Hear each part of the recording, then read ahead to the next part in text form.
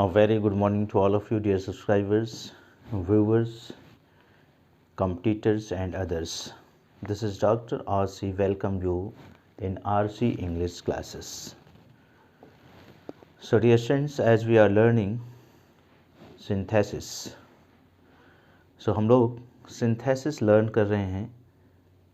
Under this topic, we are learning how two or more than two simple sentences are combined into one new simple sentence. Okay students, so इस topic के अंतर्गत हम लोग learn कर रहे हैं कि कैसे दो या दो से अधिक सिंपल सेंटेंसेस को एक सिंपल सेंटेंस में कंबाइन किया जाता है. Today we will learn type 6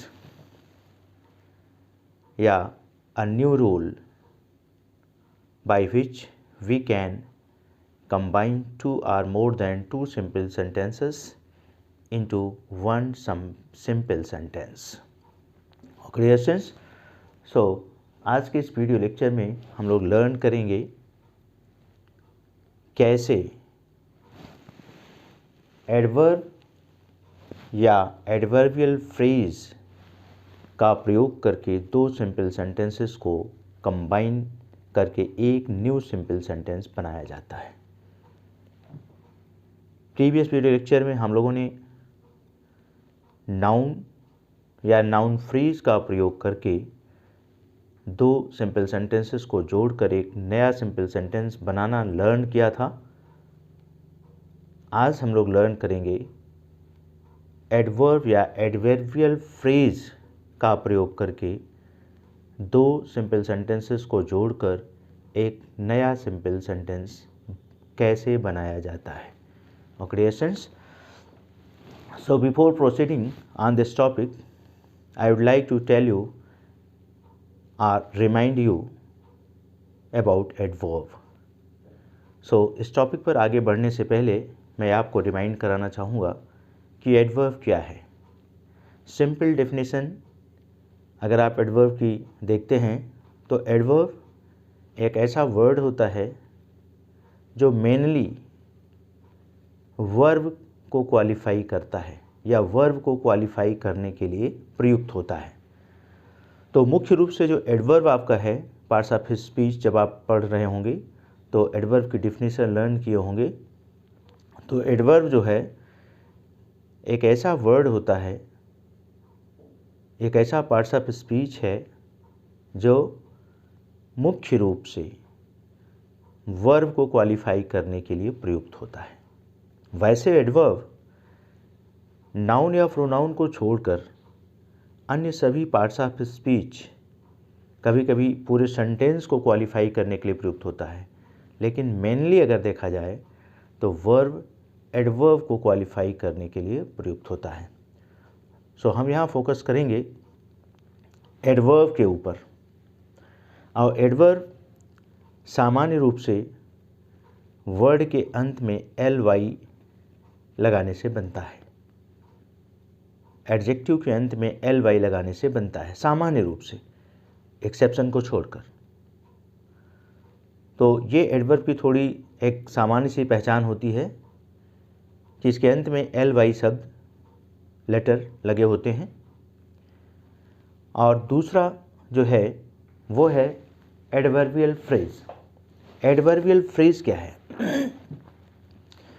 जब कोई एक वर्ड किसी वर्ब को क्वालिफाई करता है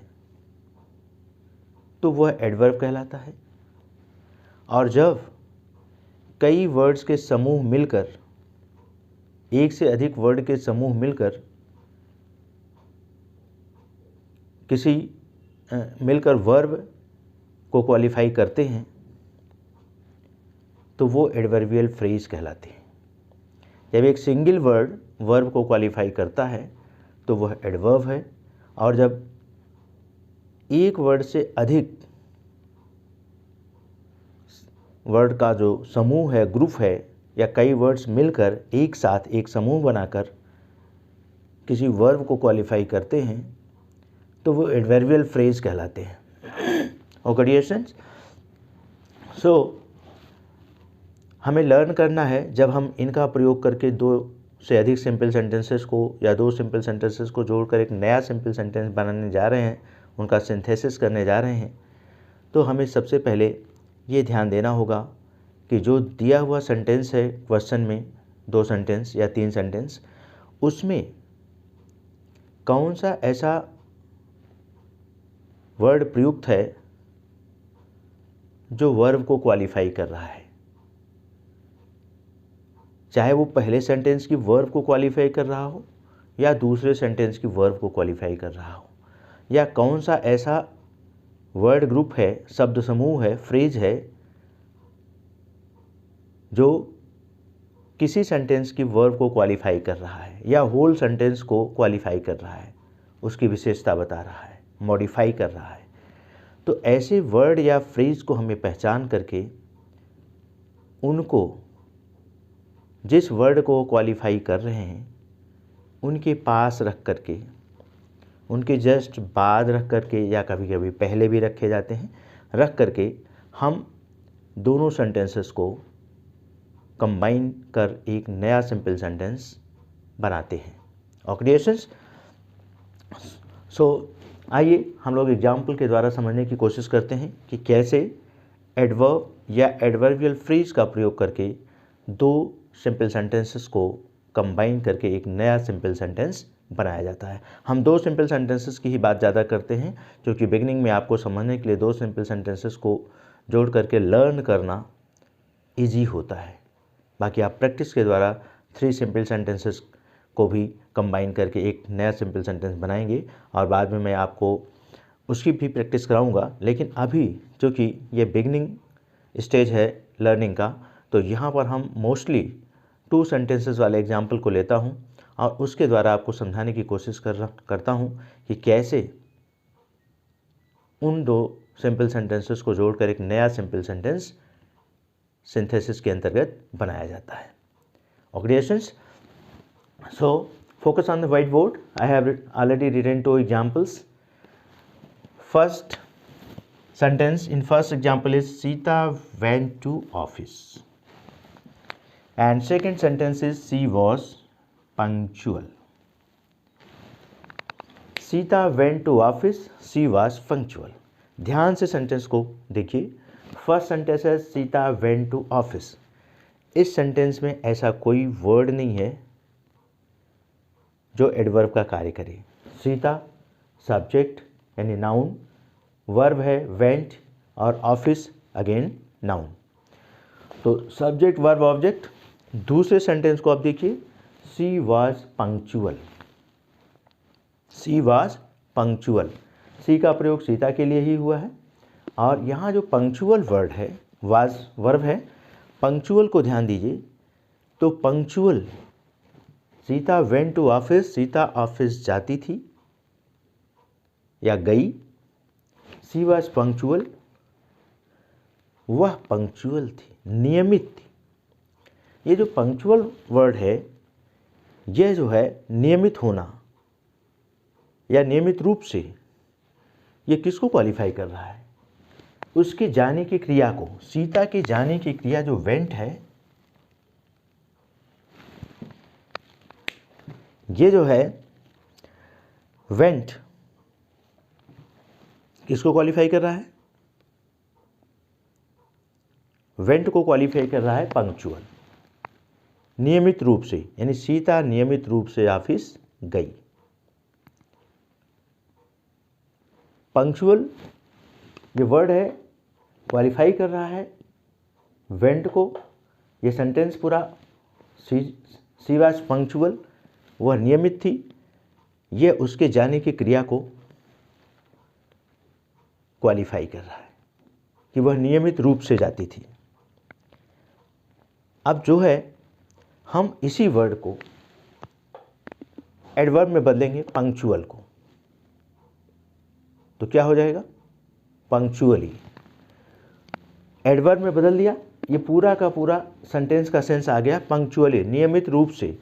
यहाँ है सी वाज पंक्चुअल, वह नियमित थी। अगर इसके लिए एक वर्ड का प्रयोग करें तो मतलब नियमित रूप से।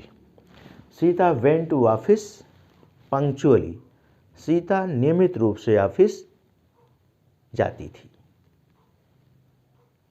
Sita went to office punctually.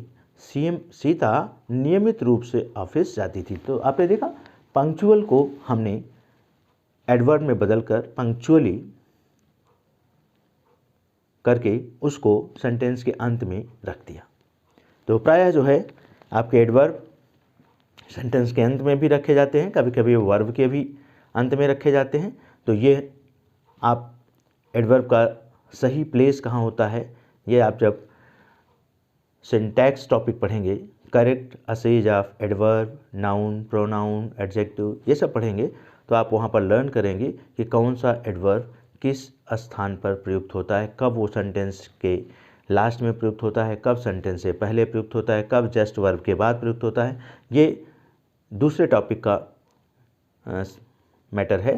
तो यहाँ पर मैं आपको बता रहा हूँ, क्योंकि यहाँ पर मैं आपको सिंथेसिस पढ़ा रहा हूँ, कैसे एडवर्ब का प्रयोग करके सेंटेंसेस को जोड़ा जाता है, इसे आप देखिए।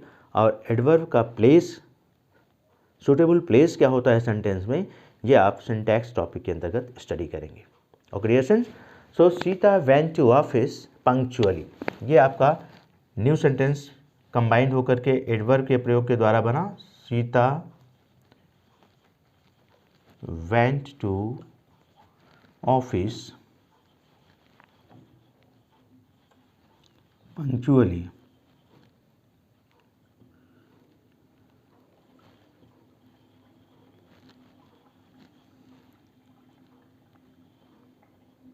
ओके डियर स्टूडेंट्स, तो Sita went to office punctually.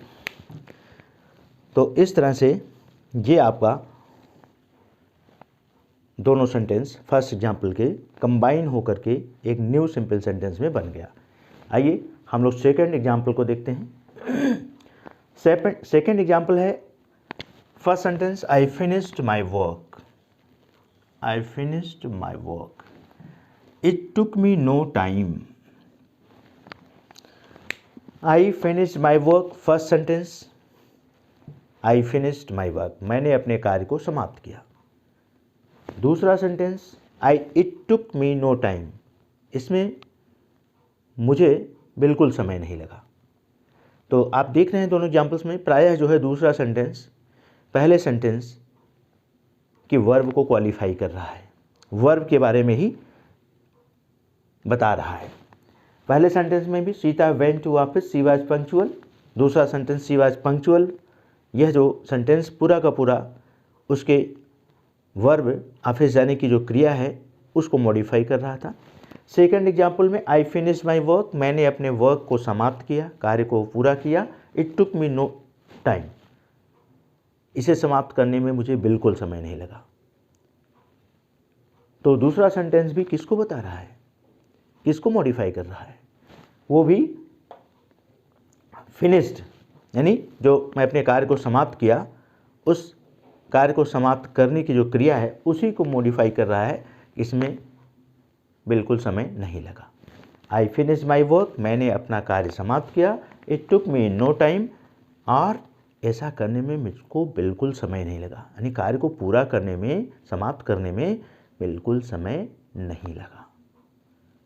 तो यहाँ कोई वर्ड जो है नहीं मॉडिफाई कर रहा है, बल्कि ये दो वर्ड मिलकर के मॉडिफाई कर रहे हैं।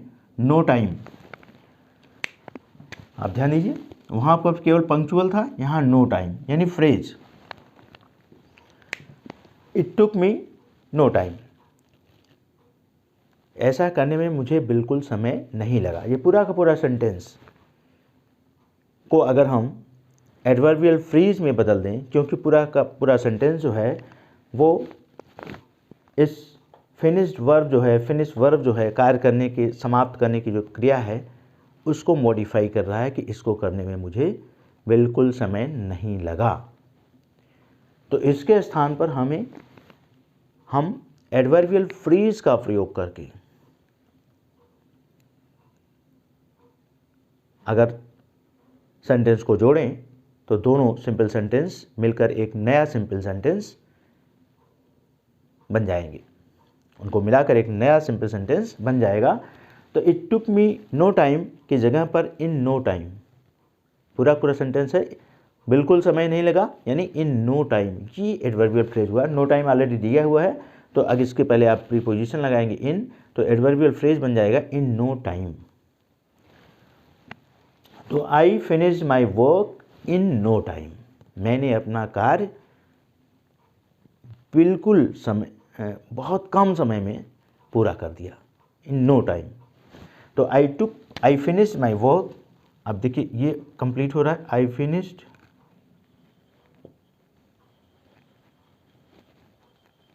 My work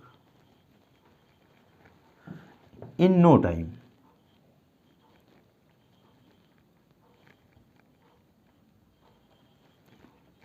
okay dear students, so इस तरह से आपने दो एग्जाम्पल्स के द्वारा देखा कि कैसे एडवर्ब और एडवर्बियल फ्रेज का प्रयोग करके दो सिंपल सेंटेंस को जोड़कर एक नया सिंपल सेंटेंस बनाया जा रहा है। ओके डियर स्टूडेंट्स, सो मैंने बताया सेंटेंस को सेंस समझना बहुत ज़रूरी है, उसका अर्थ और भाव समझना बहुत ज़रूरी है। बिना अर्थ और भाव समझे हम ना ही ट्रांसफॉर्मेशन सही कर पाएंगे और ना ही सेंटेंस का सही कॉम्बिनेशन करके सिंथेसिस उसका कर पाएंगे। ओके डियर स्टूडेंट्स, सो आइए I do some more example to make you clear.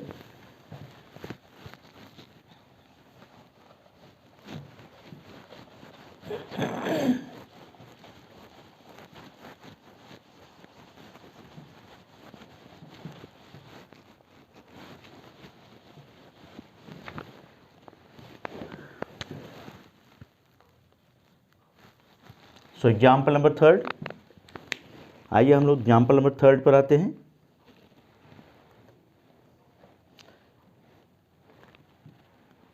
Rana Pratap was the glory of Mewar. थोड़ा मैं एग्जाम्पल को और नीचे लिखता हूँ जिससे आपको क्लियर दिखाई दे।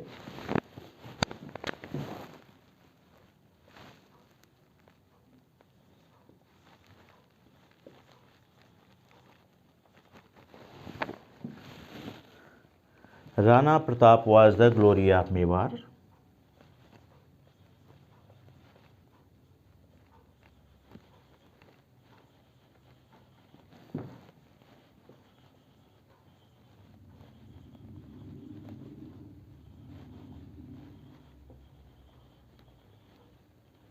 तो इसका फर्स्ट सेंटेंस है Rana Pratap was the glory of Mewar. There is no doubt about it. There is no doubt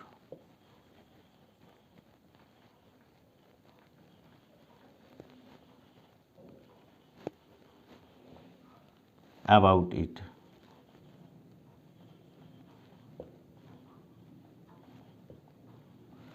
okay dear students, so first sentence है Rana Pratap was the glory of Mewar.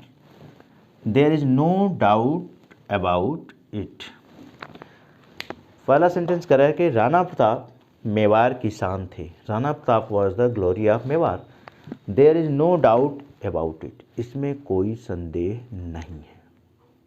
यानी राणा प्रताप के मेवाड़ की शान होने में कोई संदेह नहीं है, यही सेंटेंस कह रहा है। Rana Pratap was the glory of Mewar.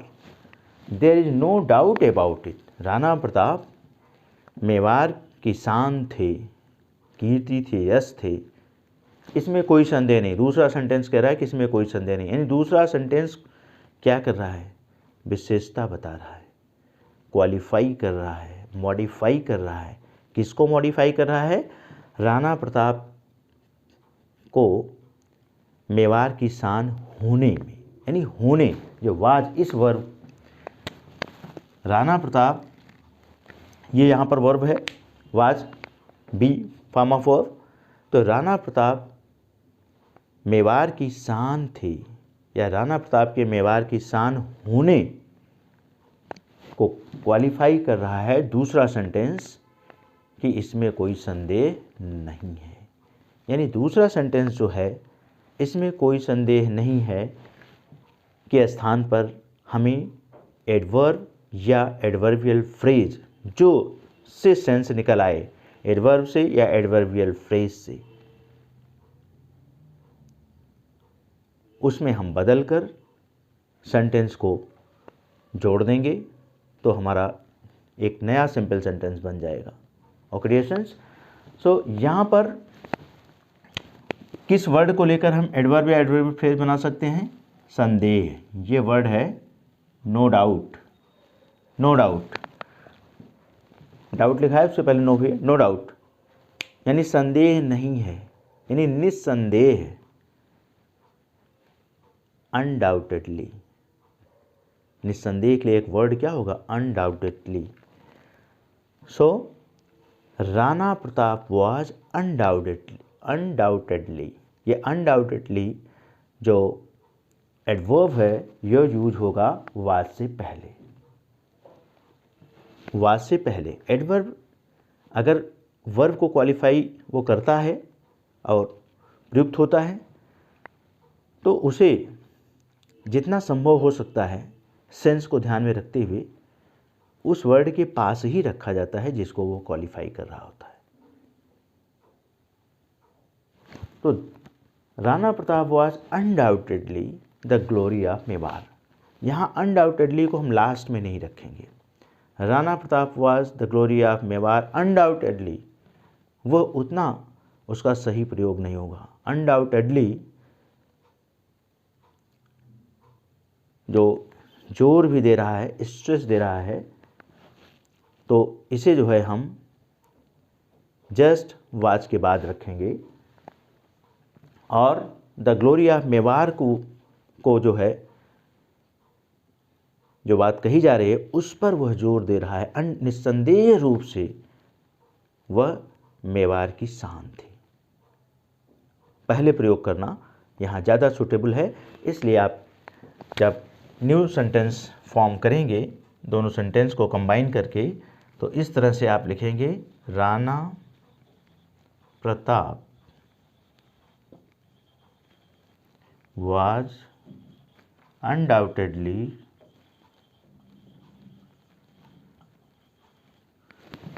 Rana Pratap was undoubtedly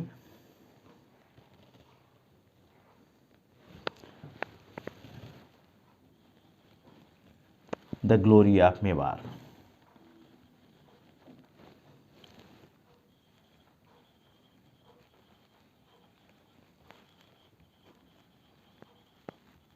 okay dear students, इस तरह से आपका ये थर्ड सेंटेंस कंबाइंड होकर के एक न्यू सेंटेंस, सिंपल सेंटेंस बन गया एडवर्ब का प्रयोग करके। यहाँ एडवर्ब का प्रयोग हुआ, एडवर्बियल फ्रेज का प्रयोग नहीं हुआ।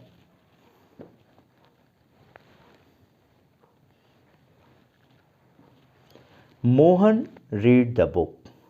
Mohan read the book. Example number 4, या मोहन रेड द लेसन लिख लीजिए। Mohan read the lesson. Mohan read the lesson, Mohan ने लेसन को पढ़ा। He read it in a hurry. He read it in a Hari.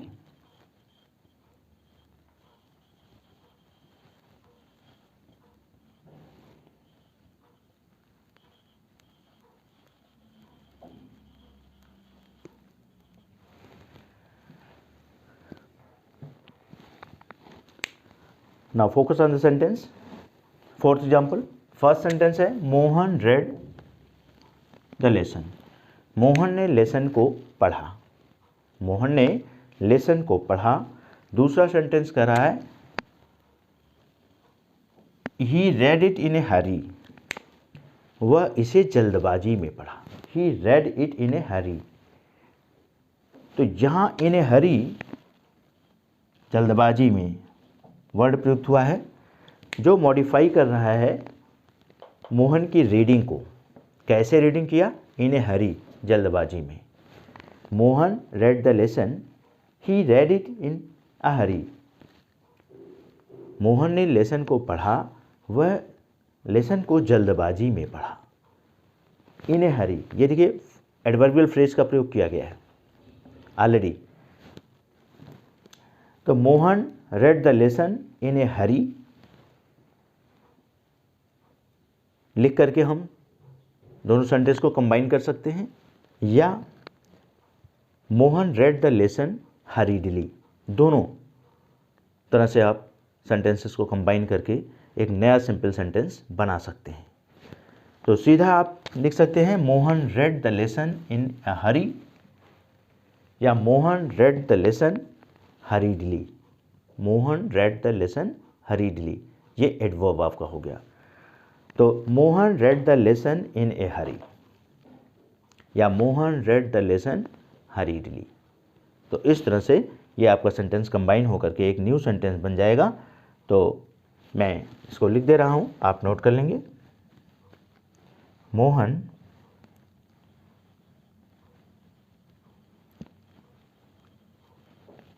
read the lesson hurriedly.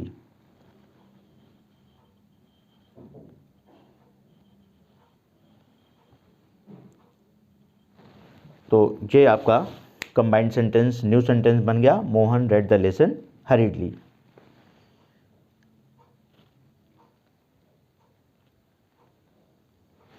तो इस तरह से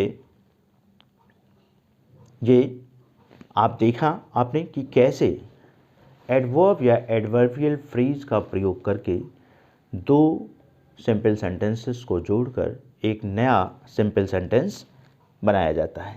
okay dear students, so we do one more example. Ram played cricket. First I rub this example, then I write one more example to make you clear the topic. Just wait.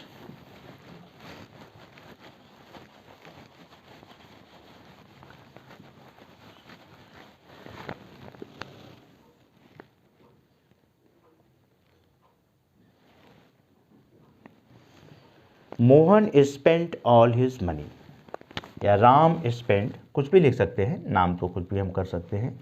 Ram spent all his money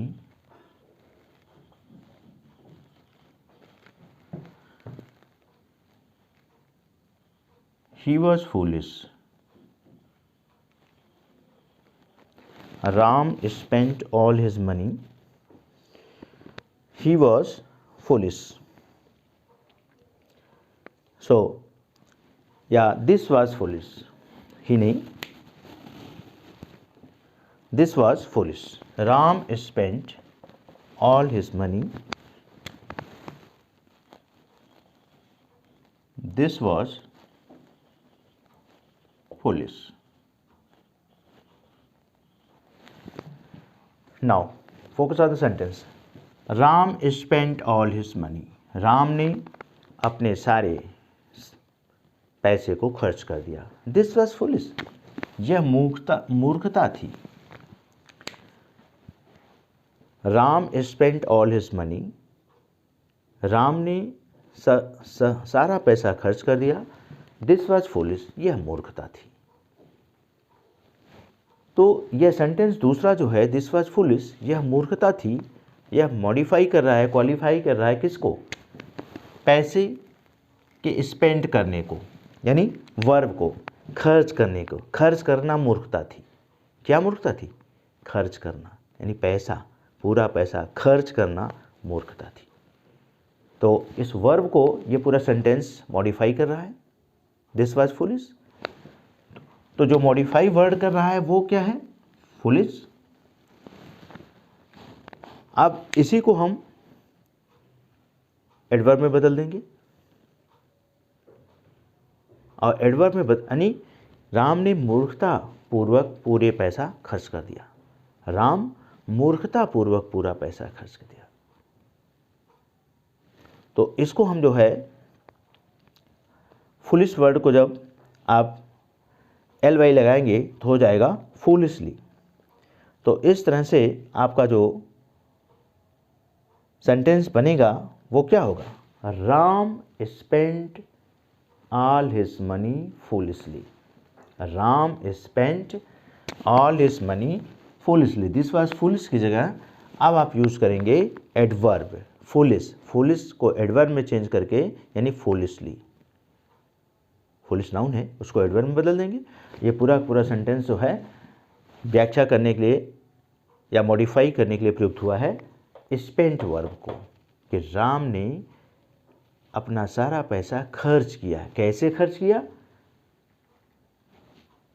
foolishly, मूर्खतापूर्वक। यानी यह उसका कार्य जो था वो मूर्खतापूर्ण था। This was foolish. तो Ram spent all his money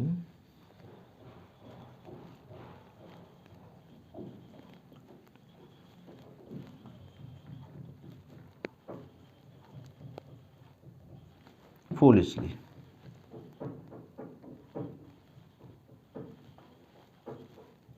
Okay, dear students. So one more example. This will be the last example on this topic. इस टॉपिक का लास्ट एग्जाम्पल हम करके आपको बताते हैं। सी प्लेड टेनिस या क्रिकेट। सी प्लेड फुटबॉल कर देते हैं। She played basketball. ओके, कोई भी वर्ड ले सकते हैं।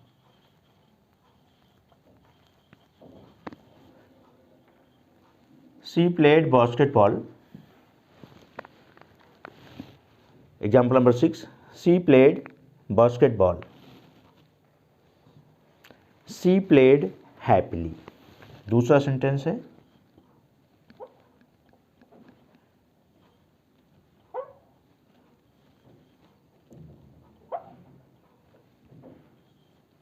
She played happily.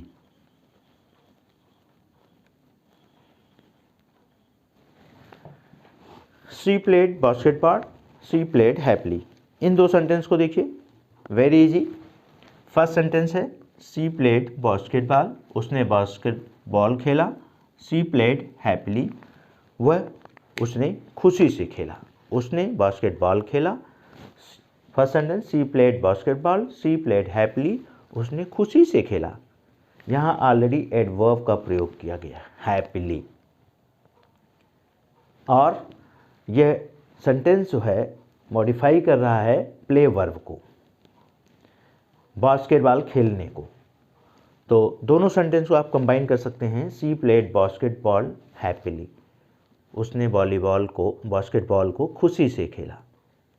She played basketball, she played happily, वह बास्केटबॉल खेली या उसने बास्केटबॉल खेला। सी प्लेड हैप्पीली, उसने खुशी से खेला, यानी उसने खुशी से बास्केटबॉल खेला। तो यहाँ आपको कुछ करना ही नहीं है, ऑलरेडी ये एडवर्ब का दूसरे सेंटेंस में प्रयोग हुआ है जो प्ले वर्ब को मॉडिफाई कर रहा है। तो इस फर्स्ट सेंटेंस में इसको हम यूज कर देंगे, तो दोनों सेंटेंस जो है कंबाइन होकर के एक न्यू सिंपल सेंटेंस बन जाएंगे। तो सी प्लेड बास्केटबॉल हैप्पीली, इस तरह से न्यू कंबाइंड सेंटेंस आपका जो सिंपल सेंटेंस बन रहा है वो है सी प्लेड बास्केटबॉल